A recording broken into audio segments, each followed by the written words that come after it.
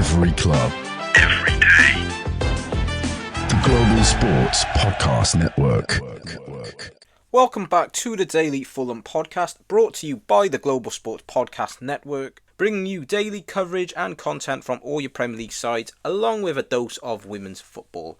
My name is Gavin Ruffle, and it's the start of a new week. It's the start of a new month, and that month has started in the best possible fashion, as Fulham have defeated Manchester United in the FA Cup for the first time since 1908. It wasn't pretty, it certainly wasn't stress-free, but they've done it, and they've secured their passage into the quarterfinals for the second time in 3 seasons, and I'm here to relive it all. Was there an element of revenge on the mind coming into this game, given what had happened 2 seasons ago, given that disaster where Fulham let it slip, didn't they? 90 seconds, 2 minutes of absolute chaos where Fulham were in the ascendancy, had control of the game, and then it just got away from them. And I think there would have been a lot of disappointment in the Fulham camp after that game. Undoubtedly, there would have been a lot of disappointment in the Fulham camp, and there's still a lot of players at the club that took part in that game nearly 2 years ago, so maybe it was revenge on their mind. It certainly would have been something that hurt them, and they wouldn't have wanted to experience something like that again. So maybe not the element of revenge, but certainly wanting to make amends for the 2 defeats to Manchester United this season. We know the problems Manchester United have had, the difficulties they've had, so if they had walked away from this one having been beaten 3 times by them, that would have been such a disappointment. There was some conjecture surrounding the team coming into this game. How strong would Marco Silva look to play it? Well, I think that was answered pretty emphatically in midweek, given the changes he'd made for that league game, the fact that he had rested some of his big guns, some of his players that have played every single game in the league from the season. So we saw Robinson, we saw Bassey, we saw Iwobi come back into the fold, having started on the bench in midweek. And the other question was, would they stick with that 5 at the back that worked against Wolves? Maybe some people feeling that they might look to match Manchester United up, who also play 5 at the back. That's the way Amrin will always play. Well, he went back, Marco Silva, he went back to his 4 at the back, the tried and trusted, the method, the system that I feel works best for Fulham. Unfortunate for Ryan Sessegnon after having an impact, scoring that goal in midweek, to miss out, but no room for sentimentality. After the multiple changes in the previous 2 rounds, Fulham were pretty much as strong as you would like. Bent Leno was back in goal. Rodrigo Muniz was leading the line. He kept his place in the side after that impressive showing from a personal standpoint against Wolves. As for United, it was probably a welcome break from the league, despite the fact that they had won in midweek. We know their league form's been atrocious, so a bit of knockout football hasn't been too bad for them in recent times, has it? And we know, having won it last season, they would have been keen to hold on to that trophy, and in amongst the disappointment that's gone on this season. A couple of changes for them.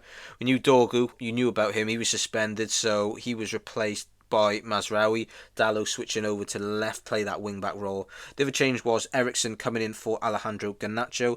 United bench was quite weak. There was only 7 players on it. Some youngsters in there as well. We know they've been hampered by their injuries this season. Eriksen, he played in a more advanced position with Bruno Fernandes a bit deeper. No chances early on in the game. It was noticeable how Fulham were looking to attack from the right when given the opportunity. Traore was seeing a lot more of the ball than Iwobi, for instance. But the first shot on target comes for United, and it's from Bruno Fernandes. It's a cross-field diagonal from De Ligt. He plays it over to Dalot on the left. He tries to whip a cross in for Xerxes, but it goes over his head. Possession is recycled, and Bruno gets a shot away from about 20 yards. It's a stinger for Leno, but it's a comfortable enough save. And for the first 15 or 20 minutes, I felt United, they started pretty well. They were closing down well, staying tight to Muniz, not giving him time, not giving him space.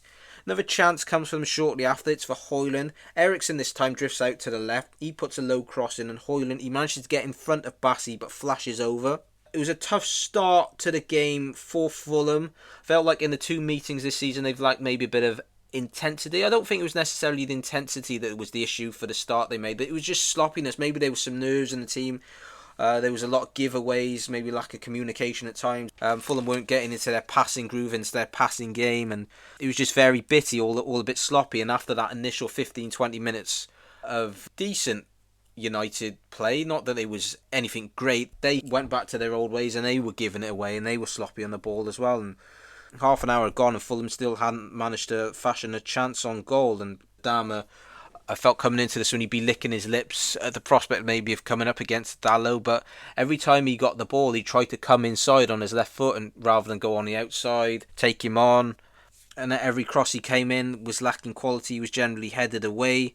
There's a chance for Fulham finally, and it comes, I think, 37 minutes in. Lukic, he ghosts into the box. Nobody follows him, nobody tracks his run as Iwobi chips a ball into him, but he gets his header all wrong and United escape. There's a chance after that for United. Fernandes, this time he's on the left, he puts a cross in at pace. Xerxes attempts a flick, but it ends up going wide. And at this point, despite Manchester United having one or two opportunities, nothing much to speak of. And you have that old saying, don't you, in boxing or combat sports, that styles make fights. Well, the two styles here certainly wasn't meshing, and given what we'd seen in the previous two games, which were low-key affairs, not entertaining at all, this was more of the same, unfortunately. Very slow, laboured possession, passes, as I said, constantly being misplaced. And as you think the half is just meandering, petering along, going to go in at half-time, 0-0, you wonder what the managers are going to say to fire their teams up. Well, that all changes because Fulham go in front on the stroke of half-time, the perfect time to score a goal. It comes from a corner, and we know Manchester United, they've had their difficulties in defending corners this season. I think they lead the way. They lead the way in terms of Premier League sides conceding goals from corners, and it's no different here. And it's a Pereira delivery, which Muniz gets the first contact to, and it's not a particularly great header. He heads it down, he nods it on, and he goes into an area, and there's Bassi that nods it in past Onana. And if you can remember back to the goal they scored in this tie a couple of years ago, it's uncanny how similar, how identical it is. Again, that was from Pereira, which gets flicked on and Mitrovic sticks it away at the sort of back post, and this was exactly the same. And Fulham have struggled from corners this season themselves. I think they scored a couple recently, so the stats aren't quite as bad as what they were for the majority of the season. They're able to exploit Manchester United's vulnerabilities from defending corners, and they go in with that 1-0 advantage. Calvin Bassey nodding in his second goal in the space of a couple of weeks. And you wonder if that changes the team talk for Marco Silva. Wonder what he would have said at half-time, because he can't have been happy. He can't have been happy with the way the game was panning out and progressing and the way Fulham were playing. Not that Manchester United were offering a massive threat, but I'm sure he would have wanted to impose his style, his game plan onto Manchester United, take it to them and get on the front foot, but we weren't seeing that. It was certainly limited in what we were seeing from Fulham in an attacking capacity, but hey, who cares that they went into half-time with that goal advantage. And as for Amorim, more questions are asked, and again, they've gone in behind. I think it's the 6th game in a row in all competitions where they've conceded the first goal and backs are against the wall. They've got to fight back once again. We come on to the action in the second half, and there's an immediate foray forward for Fulham, and it comes through when Adama Traore. This is the first time I can actually remember he's gone on the outside of Dalot, attempts to get a cross in, it goes out for a corner. But during that time, he's actually holding his knees, clutching his knees. So you wonder if there's a bit of an injury. He carries on. You think nothing major, and he's able to carry on with the game. But that's not the case. As he goes down again a couple of minutes later, he sits on the ground, and Fulham is forced into a change. And it's not a change Marco Silva would have wanted to make. This is an area that's caused him a bit of concern of late, given the injuries, and you certainly won't want to add to that in this position, especially given the form Traore has shown in recent weeks. So he can no longer continue. You think the obvious change is to get Willian on, and either he plays out on the right or Iwobi goes over to the right. But no, it's actually Emile Smith-Rowe. Emile Smith-Rowe is back from injury, missed the game in midweek, carrying a bit of a knock from that Crystal Palace game, but he's back in the fold.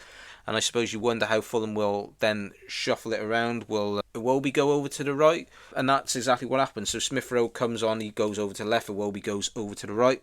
In terms of the other dugout, well, he's had enough. There's 5 or 10 minutes has gone in the second half and nothing much has really changed. There's no real openings, no opportunities for Manchester United. It's followed a similar sort of pattern from the first half. Lack of quality, lack of ingenuity, lack of flair. So Garnacho comes on as he looks for Manchester United to find a way of getting back into the game. At the same time, I don't think Fulham had necessarily picked it up from the first half. Play was still a bit slow and measured. We know the emphasis was more on Manchester United. The onus was more on them to attack, given the fact that they're behind, given the fact that they're the home side. but Fulham I just felt could have been a bit quicker in their tempo. There is a chance for Emile Smith-Rowe not long after he's come on. Robinson, who had been quiet in the first half, but he gets forward this time. He's bombing down the left side. He cuts it back to Muniz, who lays it off in the path of Emile Smith-Rowe and opens up for him on his right foot. He gets a low shot away, and Onana, he has to sprawl to save it, prevent it from going in his bottom right corner. He manages to keep hold of it before Muniz can get there as well for the rebound. Højlund, he just had that one shot, one opportunity in the first half. A man low on confidence coming into this one, 17 games without a goal. So they're looking for a difference, they're looking for a spark. So they bring on the youngster Obi to take his place. So a bit of youth coming on there. On the other end of the spectrum, a bit of experience coming on as Casemiro comes on to replace Christian Eriksen. Almost a moment for Andreas Pereira. It's a long ball upfield. It's a flick on from Muniz. Pereira's, he's up against Lindelof. Lindelof, who's just come on as well. He came on at the same time as Garnacho. He come on for Euro. Lindelof does just enough to not allow Pereira time to get a shot off, and there's De Ligt covering. He slides in to put it out for a corner. And Manchester United, they still haven't fashioned much, but they get their equalising goal. The first real bit of quality they've shown in the game, and it comes from Bruno Fernandes. Garnacho's come on, and he's offered something a little bit different, trying to stretch the Fulham defence. He plays a ball from the left to Dalot, who pulls it back. Not quite sure if he's looking for Fernandes, or he's just playing it into an area. Either way, it finds its way to Fernandes, and he hits one first time on his left foot. Goes through Anderson's legs and nestles in the bottom right corner. And you just got to hold your hands up and say it's a quality finish by a very talented player. It's 1-1, and you start to fear the worst from that point on. You think, here we go again. It's the same old, isn't it? Fulham are going to end up losing after being in front. It's going to be the inevitable Manchester United scrappy, lucky, fluky win against Fulham. But you got to pick yourselves up, haven't you? And it was a lot of bittiness in the second half, a lot of stoppages in play, quite scrappy. Almost a chance for Muniz. Iwobi flights one up there for Muniz. He gets a first touch on it, almost brings it down beautifully, almost Berbatov-esque touch. Won't quite fall for him though to get a shot off. He's up against De Ligt and Maguire. Maguire kicks it out for a corner. And for the first time in the whole game, the game has started to get stretched, started to open up for the final 20 minutes, final 15 minutes maybe. Both sides trying to find the winner to avoid going to extra time and penalties. Garnacho was the outball. He was an outlet for Manchester United. Manchester United were trying to get it forward to his feet as quickly as possible. Almost an opening for him. He gets past a couple of Fulham defenders, but it's a tame shot straight at Bernd Leno. Pereira tries to bend one in from 20 yards. That goes over. Fulham were probing for a late winner. Still lack of quality in the game, but if you were at least a neutral watching this game, if you felt there was a direction the game was going in and that either side was looking more likely to win it, you probably would have said Fulham. There's 8 minutes added on, and Fulham make a couple of changes to get the experienced heads of Jimenez and Willian coming on. They come on to replace Pereira and Muniz. As for Willian, you're hoping for no more handballs on the line, given what had happened 2 years ago. Smith-Rowe, he'd already had a chance, which Onana had to be alert to make a save earlier on. Well, in stoppage time, he has another chance, and he's set up by Iwobi. He's in the D, and this falls to him on his right foot. He tries to whip one into the bottom corner. Onana, he makes a good save. The ball bounces just in front of him, but he gets the palm of his right hand to it, and it goes out to safety. At the other end, there's chances for Manchester United to get a winner, and it comes to the young lad Obi, who's come on as a substitute. There's a ball bouncing in the box. Bassi, he tries not to foul his young opponent, but instead he lets him slip away, and it opens up for Obi. He just drags his shot a bit wide, lacking a little bit of composure there. Almost another chance for Garnacho at the death after neat play from Xerxes, long ball up to Garnacho. He's able to control it, but can't get clean enough connection on it after pressure from Castagna. And there's one final chance at the end. Big chance forced to Obi. His chest down from De Ligt. Obi, he's got the goal in front of him. Leno's advancing, and just under the bit of pressure from Bernd Leno, he puts it wide. And then the final whistle goes. It finishes 1-1. We go into extra time and potentially penalties. And I will talk you through the action in extra time in just a moment. But before I do that, let me tell you a little bit about our sponsors. Here at the Global Sports Podcast Network, we spent a lot of time selecting our delivery platform. Zencastr came out the clear winner. With 4K video recording from your phone and AI editing that automatically removes all those ums and ahs, it's super easy to start a podcast that sounds great and is delivered efficiently. If you're ready to tell your story, check out the link in the show description to learn more about Zencastr. So how are the nerves at this point? How's the heart rate?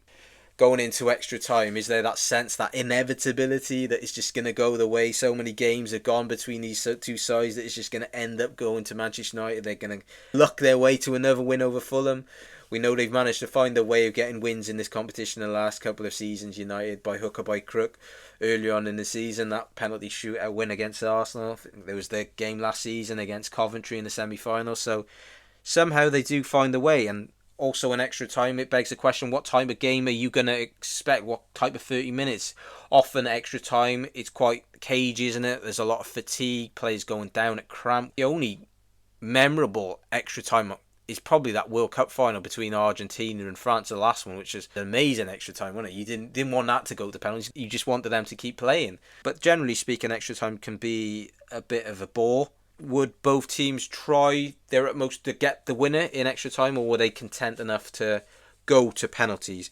There's an early bit of possession for Fulham in extra time, but the first chance is for United. It's a long ball up again into the path of Garnacho, but he's forced wide and flashes a shot wide into the side netting. Another change for Fulham. Harrison Reed comes on for Sasa Lukic. And right at the end of the first half of extra time, there's a chance that falls again to the youngster Obi. Jimenez, he's dispossessed. He's about halfway in the Manchester United half. United get the ball forward to Obi and he forces Leno into a really good save. Obi gets a shot away with his right foot, looks to tuck it into the bottom corner, but there's Leno, big left hand, to Fulham's rescue. Final 15 to go. Final change for Fulham. Ryan Sessegnon comes on for Alex Iwobi, and possibly surprisingly, he goes out, plays on the right side. Willian stays on the left. Sessegnon, who scored in midweek, had a very accomplished performance against Wolves, and he's been impressive in his cup games this season, hasn't he? So he comes off the bench. There's still time for him to make an impact, and there's a chance for him almost straight away. Willian spreads the ball over to him. He shifts it from his right foot onto his favoured left to fashion a shooting opportunity, and he forces Onana into a save at his near post. There's one final moment, one final chance for Fulham possibly to get that elusive winner. Free kick on the edge of the box. Williams standing over it. Is this his moment of glory? Is this the way the script's been written? That redemption from 2 years ago? Well, not quite. Not yet anyway. Is a free kick which he just puts straight into the hands of Onana. And we're going to penalties. It's well and truly squeaky bum time. It's often said, isn't it, in penalties, how it can be a lottery. Not sure I wholeheartedly agree with that. Manchester United have the slight advantage, the fact that the penalties were being taken at the Stretford end. But what I go back to in terms of the fact that whether it's a lottery or not is, first and foremost, you want your best goalkeeper for the penalty shootout. We saw earlier on in the season Fulham's shootout against Preston in the Carabao Cup. Stephen Bender was on for that shootout and he couldn't get near any of the Preston penalties. So I think you certainly felt a bit more comfortable with Leno being in the net. He could at least make a save or two. Manchester United were looking to replicate that win over Arsenal, backing it up with another win on penalties. And Fulham trying to overcome that defeat to Preston in the Carabao Cup.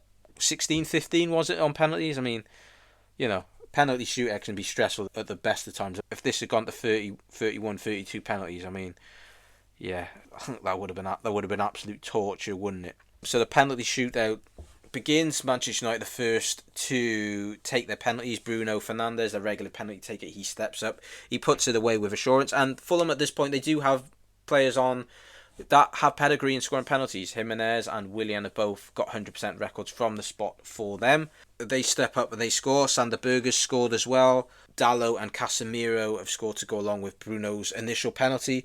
And they're all emphatic penalties.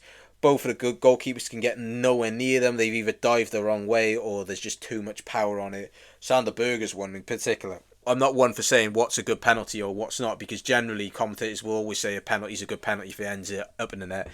On the flip side, if a penalty saved, they'll always say a terrible penalty. It was an interesting one on the weekend. I was actually watching the Bournemouth Wolves penalty shootout, and I can't remember who the Wolves player was that missed it. He stepped up and he hit the bar, and it was Mark Schwarzer, former Fulham goalkeeper, on commentary, and he actually said that was a brilliant penalty, apart from the fact he missed it.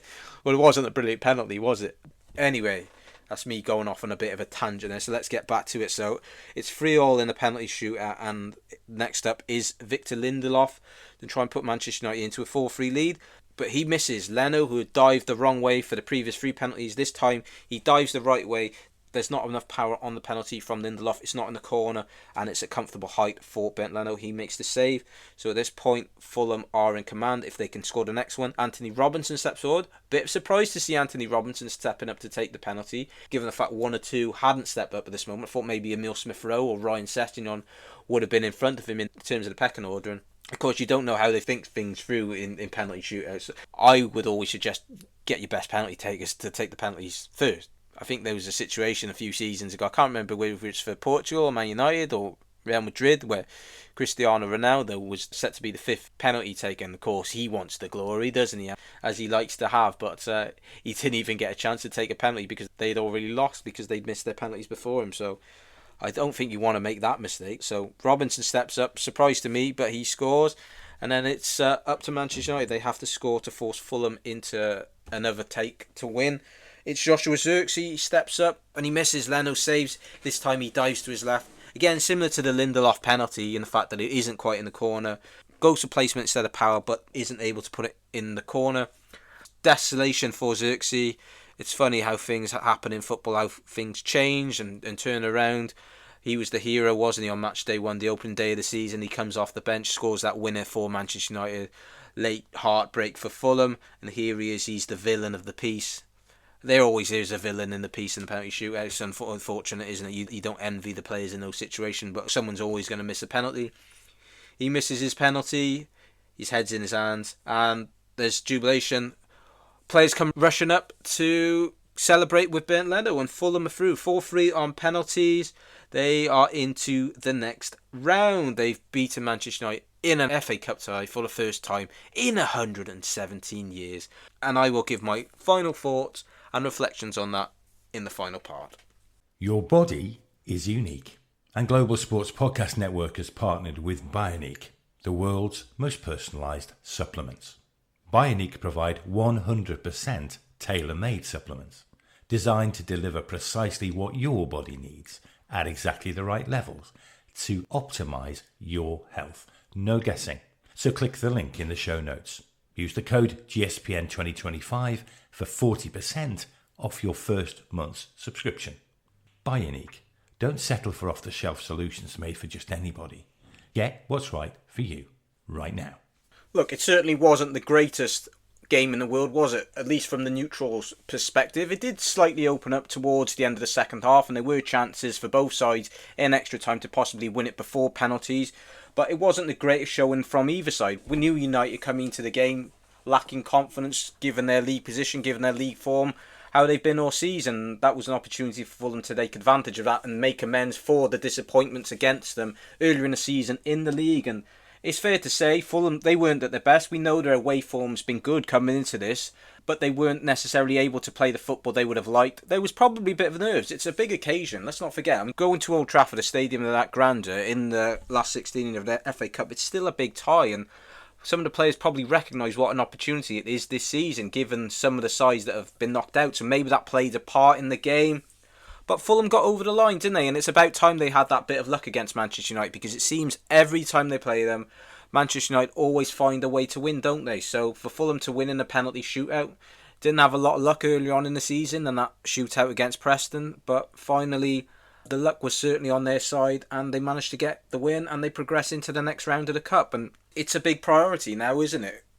Marco Silva playing his strongest available 11 signals his intent. We've reached this stage where I think all clubs now will feel like they have a genuine opportunity. Every side left in the quarterfinals, maybe with the exception of Preston, have a feeling that why can't this be our year? The only one of the so-called bigger sides left in the draw, you would say, would be Manchester City, and they would be favourites, but this isn't the Manchester City that's been that different beast than the Pep Guardiola, with all the winning football that's gone with that in the last few seasons, how they've been such a dominant force and very difficult to play against. We've seen they are beatable, even in the previous round against Plymouth. that was more nerve-wracking than many City fans would have expected. So there's an opportunity for a number of clubs this season having similar sort of seasons. The likes of Bournemouth and Brighton, along with Fulham, who have aspirations, designs on getting into Europe via their league position.